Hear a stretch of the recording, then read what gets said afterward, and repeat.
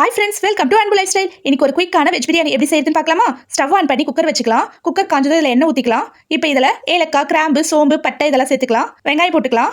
இப்போ வெங்காயத்தை நல்லா வதக்கி விட்டுக்கலாம். வெங்காயம் வதங்கணும், இது கூட தக்காளி சேர்த்துக்கலாம். இது கூடவே இப்போ இஞ்சி பூண்டு பேஸ்ட்டையும் சேர்த்துக்கலாம். இஞ்சி பூண்டு பேஸ்ட் நான் 1 டேபிள் ஸ்பூன் அளவு சேர்த்துக்கிறேன். இப்போ இது எல்லாத்தையும் நல்லா வதக்கி விட்டுக்கலாம். இப்போ இதெல்லாம் நல்லா வதங்கிடுச்சு. இப்போ நம்ம கட் பண்ணி வச்சிருக்க காய்கறிலாம் சேர்த்துக்கலாம். பச்சை பட்டாணி போட்டுக்கலாம். கேரட் போட்டுக்கலாம். உருளைக்கிழங்கு போட்டுக்கலாம். பீன்ஸ் போட்டுக்கலாம். சுடுதண்ணில் ஊற வச்சு எடுத்த மீன் மேக்கர் சேர்த்துக்கலாம். அப்படியே கொஞ்சம் புதினாவும் போட்டுக்கலாம். இப்போ இது எல்லாத்தையும் நல்லா மிக்ஸ் பண்ணி விட்டுக்கலாம். இது எல்லாம் கொஞ்சம் நல்லா வதங்கட்டும். இப்போ இதில் தேவையான அளவு உப்பு சேர்த்துக்கலாம். தேவையான அளவு மிளகாத்தூள் சேர்த்துக்கலாம். ஒரு 1/4 டீஸ்பூன் அளவு மஞ்சள் தூள் சேர்த்துக்கலாம்.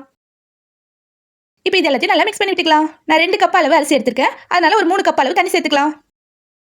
இப்போ இது எல்லாத்தையும் மிக்ஸ் பண்ணி விட்டுக்கலாம். வச்சுக்க அரிசியை போட்டுக்கலாம். அரிசி போட்டு கொதிச்சதும் விசில் எடுத்துட்டு மூடி போட்டுக்கலாம். இப்போ விசிலை போட்டுடுவோம். இப்போ ஒரு 2 விசில் விட்டுக்கலாம்.